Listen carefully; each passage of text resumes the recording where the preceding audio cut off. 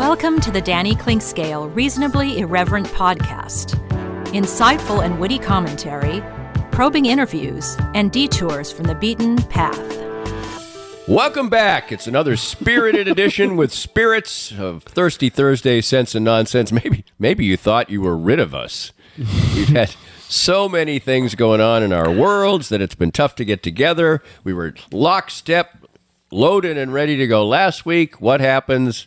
Well, life intervened again. So here we are, ready to sip on some brews, create some nonsense, check a couple of facts, and just generally have a good time, because that's what we do here at Thirsty Thursday, Sense and Nonsense.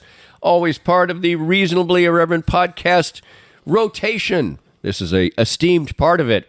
Somehow, I've gotten a third minor cold of the summer, which is a little worrying because I never get anything. But this one seems like it's going to be short-lived, and I'm sure that drinking beer will help it. Really not, but in the short term it will. It'll make me feel better, and hopefully it'll make me sound a little bit better. Instead, I could go soulful DJ or Barry White, whatever. So we got a lot to cover, because we always do. We don't know what we're going to cover, but we are going to cover things, and we're going to pop a couple of beers. We've got one from Santa Fe Liquors. We've got one from friend of podcast, Danny Miller, a friend I made through the podcast and a longtime listener at Sports Radio 810, and a really great guy. And his son is the PR director for USA Basketball. It's just in Paris. How about that? So a shout out to him. We'll have some fun. We'll drink some beers. We'll start off with a good one. I know it's good because, well, maybe I had one before. I don't know. But we'll start it up next. It's Thirsty Thursday, Sense and Nonsense, right here. More of Danny's Reasonably Irreverent podcast after this. It's always a pleasure to catch up with Dr. Brad Woodle from Advanced Sports and Family Chiropractic and Acupuncture. There are 8 locations all around Kansas City, including the newest one in Raytown.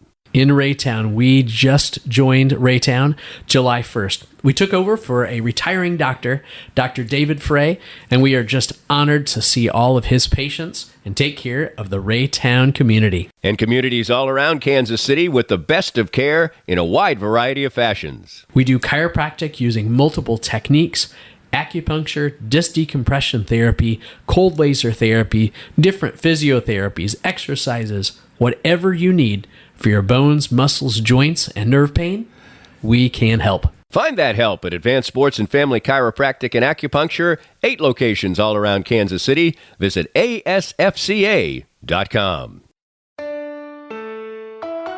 Hey Kansas City, Joe Spiker, Easton Roofing, back for another beautiful springtime in Kansas City. We are proud to announce our renewed partnership with Big Brothers Big Sisters of Kansas City. Starting in 2024, a portion of every job sold will be donated to a cause close to my heart.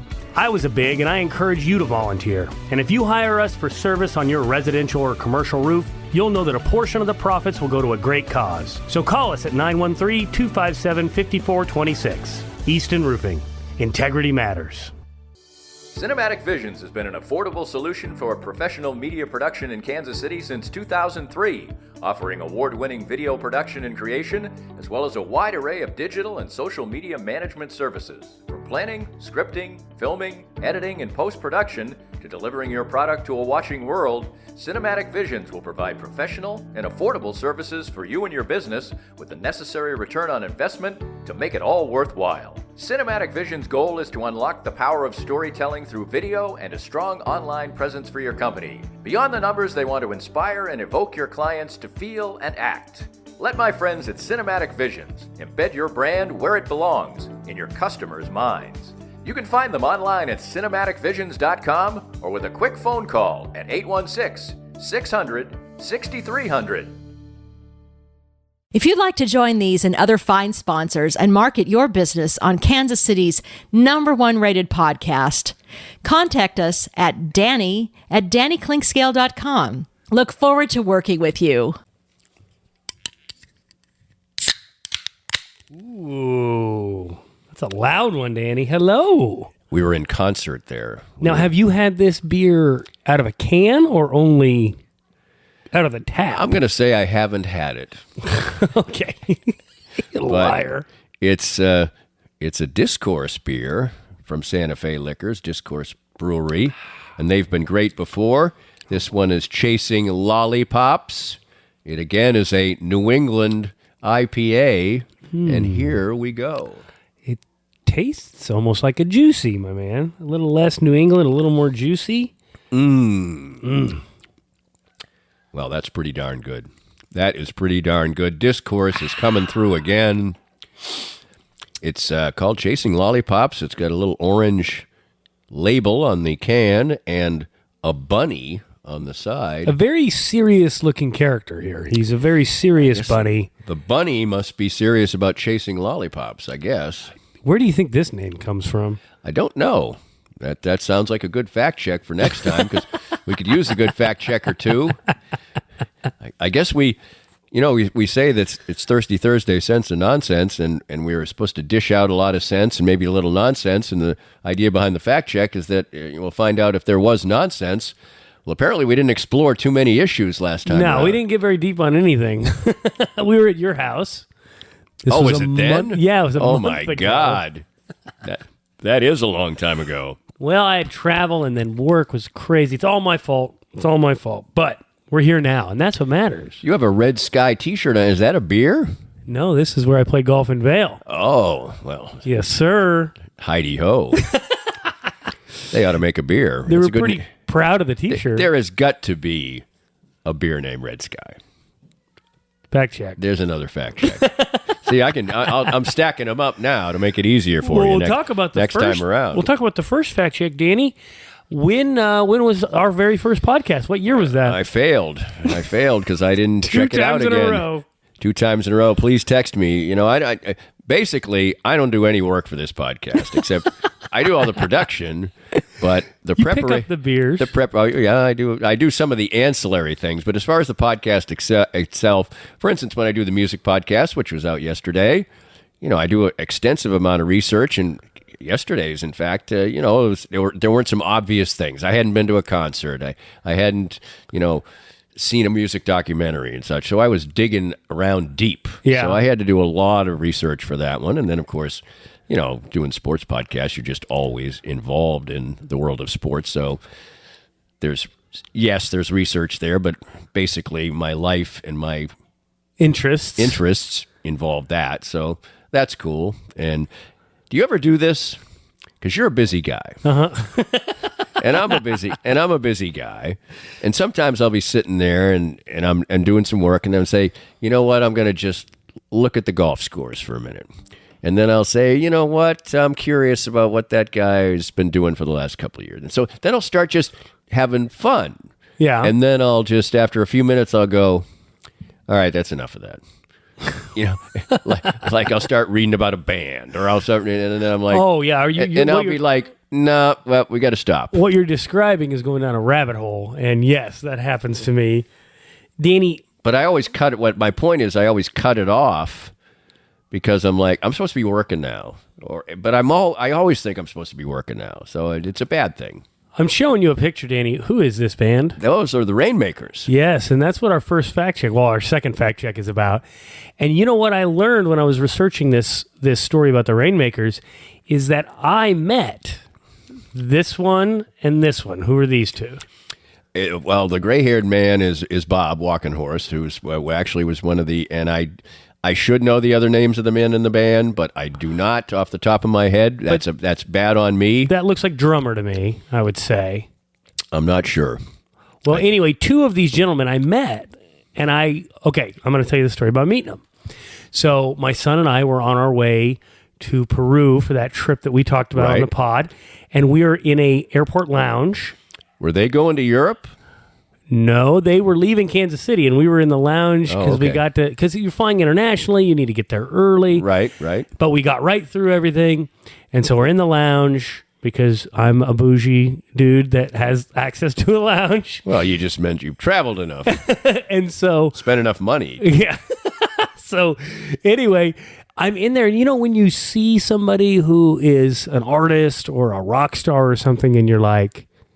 this person has to be somebody. It has to be somebody. They just have an aura about them, right? Right. These guys are drinking. They're drinking pretty heavily at it was maybe 9 a.m. when we're getting ready to leave. That's Joe Spiker, Bob. Well, Bob wasn't there. It was two guys in the band. Oh, okay. Oh, you didn't meet Bob. No, it was two Oh, it guys. was two other guys. I thought you pointed at Bob. No, the other two guys in the two of the other three guys in the band, and I met them and just kind of talked to them, and I didn't want to ask them who they were because I don't know. I didn't want to be that guy, right? So I'm just visiting. And, we were in town doing a show. So then I'm Googling shows in town the night before, and I can't find, who. I'm looking up pictures. I can't figure out who it is. And then I'm doing the research for this pod, and I come across this picture, and I'm like, these are the guys. Wow. These are the guys. Well, the Rainmakers have not really been a band together per se for quite a long time. Well, they must have been playing with somebody else. No, they get together and play. But yes, these are great musicians who've been musicians in Nashville and other places. And the Rainmakers do get together periodically and play. And I thought maybe you had seen them because they, for many, many years, went to Scandinavia. I forget which country is the one they're most popular in, and they do this big gig every year, and they've done it for years. And they pay them to come over because they were super popular there. Interesting. Yeah, I don't know why they would have been flying out of Kansas City unless they were doing a show here, or unless they were stuck on a layover or something. I don't know, but they were getting it done at the bar in the lounge where the drinks were free. So did you just figure out they were from the Rainmakers by this, or did you actually so you never asked them and they said, we have played in the Rainmakers? Or? They didn't say that. No, they were just like, we were just in town doing a show, and they were so very this was evasive. the Stephen King thing you were researching? And so I know about the Stephen King story now. Would you like to hear about the Stephen King Rainmaker story? Yeah, I told a little bit of it, and you probably have the fact check that's more in depth. Yeah, you were right. Stephen King was a big Rainmakers fan, and so he wanted to see them. And so they had just finished a tour, and they were getting ready to go on their break or whatever. And before they left on their break, their manager said, well, Stephen King wants to pay you to go up to Bangor, Maine and play a concert. Yep. Do you guys want to go? Do you know who Stephen King is? And they're like, yes, we know who Stephen King is, right? And so they go up there to play a show, and they meet him, and he's this huge fan, and he's fanboying all over him, right? And he says, I'm going to write you guys into a couple of my books. And they're like, sure, whatever, And then he did end up writing them into some books. So they paid him a bunch of money to go up there and play in a concert in January of 1987 is when this went down, okay? And Stephen King had his own radio station up there, cool. And I didn't know that, and he played a ton of their music on his radio station. Okay? Which you can if you own it. You can do whatever you want if you own the radio station. Right? Anyway, so they were quoted, their songs were quoted in the Tommy Knockers, which is one of his more famous. I recognize the title, and novels, I'm not really a Stephen King. I don't think I've ever read a Stephen King book. Now, I'm not a huge fan of the writing style. I have read the collection of short stories where Shawshank Redemption comes from, which is a fantastic movie and a better short story. But anyway, I have seen a couple of the films that have been based on his books. Oh, yeah. Yeah. The band says that every time they're walking through a thrift store or an airport and they see a copy of the book, they flip it open and, yep, we're still in there, And so I thought that was fun. And then he actually mentions a song, Gerald's Game. Do you know that song? I don't. Okay. So he mentions that in one of his books. And he also mentions the Lakeview Man, which I guess is another one of their songs. So anyway, There you go. There's the story. That's Danny. A good story. If you're rich enough, if you write enough novels that sell enough copies, you can move to Maine, start your own radio station, and pay your favorite band to come play a private concert. And I think it was a private concert, and I think there was a good crowd there, but the story was that he was sitting up in the balcony by himself watching the show. He got to meet and greet the band, of course. Right, yes. When you're bringing them in. That's it's a very fine band, and Bob still plays around Kansas City all the time. He plays at Mike Kelly's West Sider quite a bit, and the Rainmakers occasionally get together. I saw them on New Year's Eve a couple of years ago. So they, per se, have not been together as a band for a while, and they've had, I think, more than one farewell concert. Oh, okay. Right. So anyway, he's a great